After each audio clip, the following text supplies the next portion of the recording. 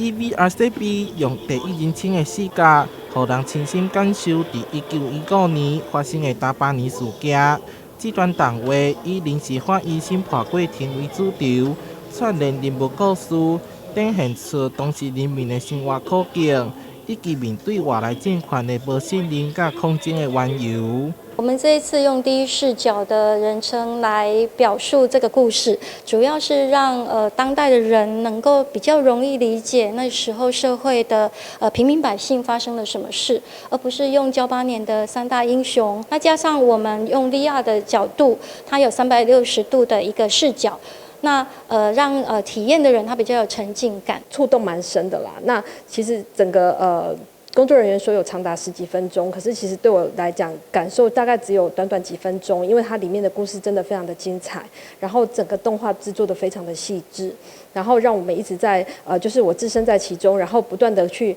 感受身边的人事物。国立台湾历史博物馆在固定古迹司法博物馆举办大巴黎历史特展，除了用 VR 还原历史事件的经过，